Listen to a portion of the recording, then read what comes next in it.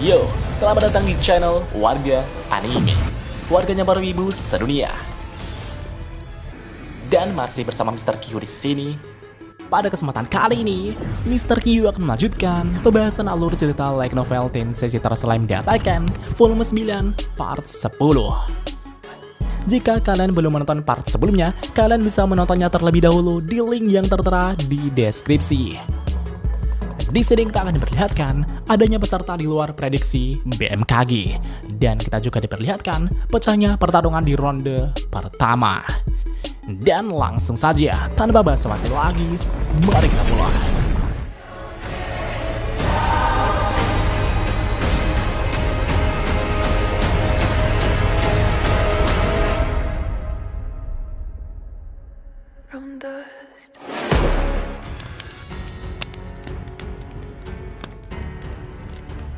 Sebelumnya, Rimuru sangat heran ketika mendengar bahwa pahlawan Masayuki telah lolos ke babak penyisihan tanpa mengenuskan pedangnya sama sekali. Rimuru yang mendengar itu pun sangat heran sekali kenapa bisa begitu. Setelah itu, Soe kemudian mengatakan bahwa Masayuki memang benar-benar tak mengenuskan pedangnya sama sekali. Dan alasan Masayuki dapat lolos dengan mudah adalah karena pada saat itu, party Masayuki juga telah mengikuti kompetisi tersebut dan mengalahkan 50 peserta dan sengaja kalah dengan Masayuki untuk memberikan hasil mereka kepada Masayuki. Dengan demikian, Masayuki tidak menunjukkan kemampuannya sama sekali. Karena di babak kemarin tak ada yang mengetahui kemampuan Masayuki, Rimuru pun akan mengamati Masayuki di turnamen hari ini. Setelah itu, Souka sebagai pembawa acara kemudian melanjutkan untuk memperkenalkan para peserta. Peserta kedua adalah salah satu dari party pahlawan Masayuki, yaitu Crazy Wolf Jinrai. Kemudian peserta ketiga adalah petarung pedang yang luar biasa yang bernama Kai. Meskipun secara fisik ia tak sekuat dengan Jinrai, tapi ia memiliki ilmu pedang yang mungkin setara dengan peringkat A. Dan peserta keempat dan kelima adalah pemimpin dari ras Gozu dan Mezu. Rimuru sebelumnya telah memberikan nama kepada mereka, yaitu Gozer untuk pemimpin Gozu yang telah berevolusi menjadi iblis sapi Gyuki. Sedangkan Mezer untuk pemimpin Mezu yang berevolusi menjadi iblis kuda Baki. Dan berkat evolusi itulah, mereka sekarang jauh lebih kuat dari sebelumnya hingga berhasil lolos di kompetisi penyisihan kemarin. Di saat Rimuru mengamati mereka, Raphael tiba-tiba meminta persetujuan kepada Rimuru untuk memodifikasi skill Gozer dan Mezer melalui ability modification. Mengetahui Raphael yang bersemangat, Rimuru hanya bisa mengangguk setuju. Dan seketika itu juga, Raphael telah selesai melakukan eksperimennya dan melaporkan jika ia telah berhasil memberikan extra skill Ultra Speed Regeneration kepada mereka berdua. Bahkan tak hanya itu saja, Raphael juga memberi mereka berdua unique skill Limiter. Itu adalah skill yang dapat menciptakan ruang yang digunakan untuk membatasi pergerakan lawan. Dalam istilah sederhananya, itu seperti kombinasi tingkat terendah antara Infinity Prison dan Space Domination dari skill Ultimate Covenant King Uriel milik Rimuru gitu pak. Menurut Rimuru, meskipun itu adalah skill yang bagus, tapi itu benar-benar tergantung pada bagaimana mereka menggunakan skill tersebut. Setelah itu, Souka kembali melanjutkan untuk memperkenalkan peserta ke-6. Dan dia adalah seorang pria bertopeng singa yang misterius, Lion Mask. Ketika Rimuru melihat peserta bertopeng singa tersebut, Rimuru pun sangat terkejut hingga memuncratkan minumannya. Rimuru yang sangat terkejut itu pun bertanya kepada Soe, Soe, bukankah itu Carrion? Soe tampaknya juga yakin tentang identitas Lion Mask atau pria bertopeng singa tersebut. Ya, itu adalah mantan Raja Iblis Carrion. Di saat Rimuru sangat terkejut dengan hal ini, Rimuru pun teringat kata-kata Diablo sebelumnya. Diablo sebelumnya melaporkan bahwa ke-8 peserta yang lolos di babak penyisihan itu sama sekali tak pantas menjadi lawan untuk dirinya. Rimuru pun bertanya-tanya apakah Diablo melakukan kesalahan dalam penilaiannya. Bagaimana menurut kalian gitu pak? Apakah Diablo itu lebih kuat dari Carrion?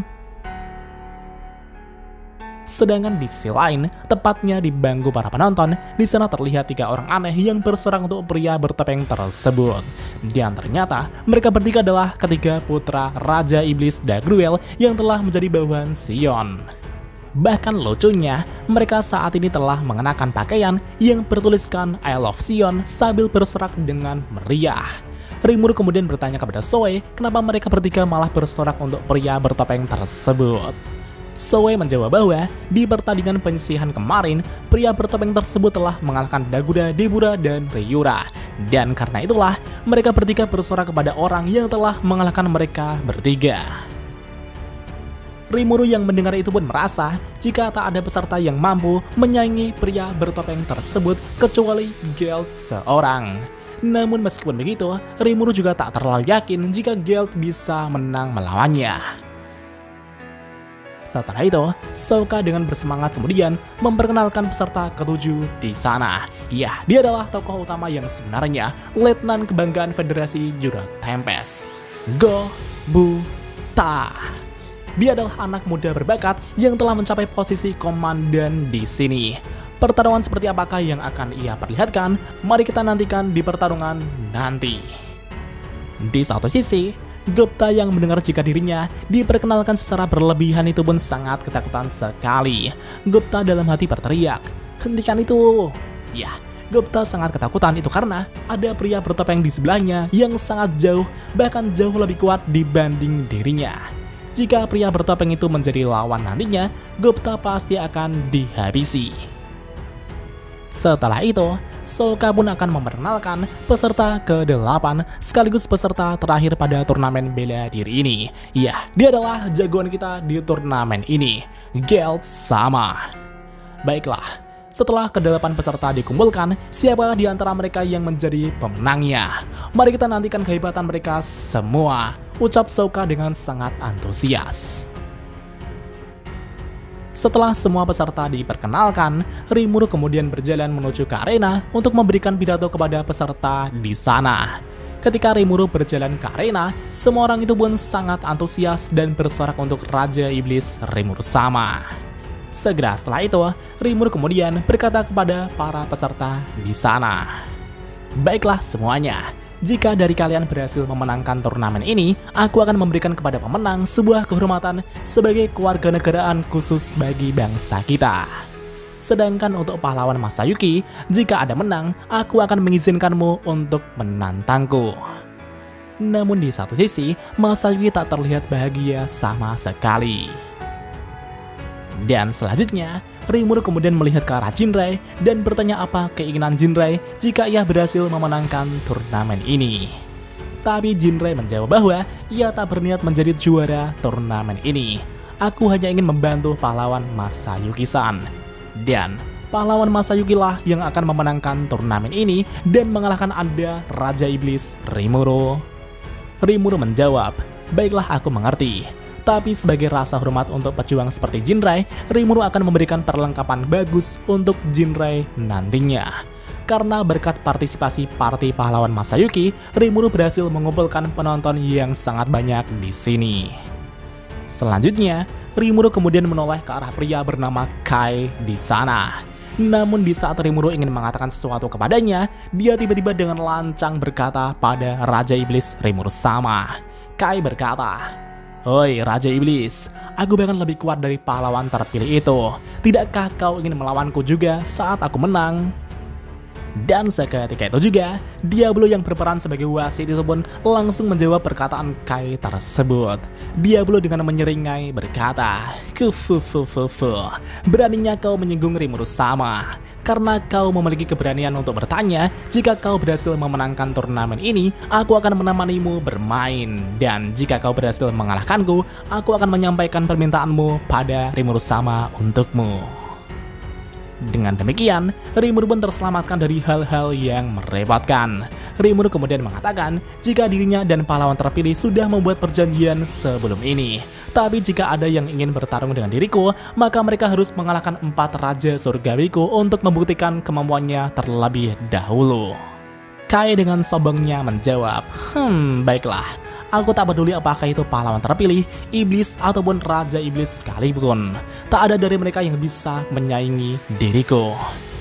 Di satu sisi, Rimuru merasa orang semacam ini tak mungkin bisa memenangkan turnamen ini.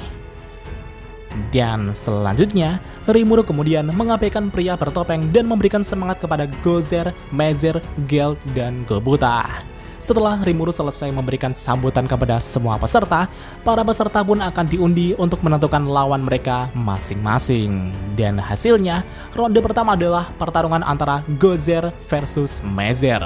Ronde kedua adalah pertarungan antara pahlawan Masayuki versus Jinrai. Ronde ketiga adalah pertarungan antara Gobta versus Kai. Dan yang terakhir adalah ronde keempat, pertarungan antara Gelt versus Lion Max atau pria bertopeng. Setelah ditentukan lawan masing-masing peserta, Rimuru pun merasa jika Gelt sepertinya kurang beruntung. Rimuru pun bertanya-tanya apakah Gelt bisa mengalahkan pria bertopeng tersebut. Karena seperti yang kita tahu, identitas sebenarnya dari pria bertopeng itu adalah mantan Raja Iblis Carrion. Dan pada saat ini, Rimuru benar-benar tak bisa menguji kemampuan bertarung pahlawan Masayuki tersebut. Rimuru pun yakin jika Jinrai pasti akan mengalah untuk Masayuki. Rimuru pun merasakan keanehan bagaimana pahlawan Masayuki itu mendapatkan lawan rekannya sendiri seolah takdir yang mempermainkan kami. Tapi meskipun begitu, Rimuru pun tak akan mengeluh. Dan pertandingan ronde pertama pun akan dimulai. Pada ronde pertama ini, Gozer dan Mezer pun saling berhadapan di atas arena. Sebelum pertarungan mereka benar-benar meletus, Gozer dan Mezer pun saling melontarkan ejekan satu sama lain. Gozer berkata, "Woi Mezer, biarkan persaingan kita selama ini berakhir sampai di sini dan bersiaplah untuk kalah."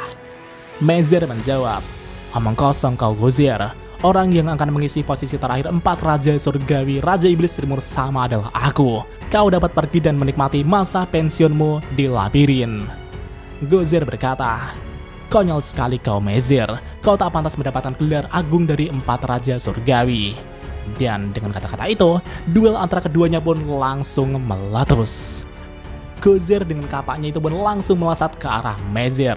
Namun pada saat itu, Mezer dengan perisainya berhasil menahan kapak Gozer tersebut.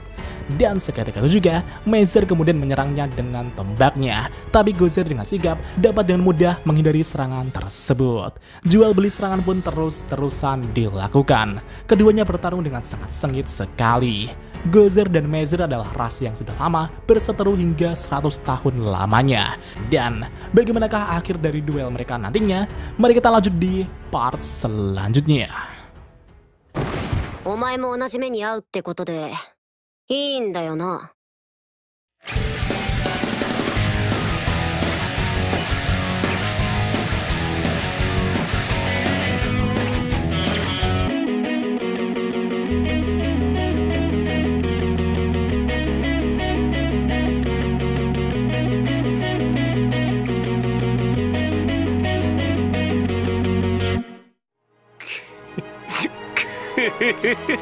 久しぶりの現世です。せいぜい楽しむとしましょうか。 Dan jika ada kesalahan dalam pembahasan, Mimin mohon maaf. Dan sekian untuk pembahasan kali ini. Dan jangan lupa klik like dan subscribe juga ya guys. Tentu saja di Warga Anime.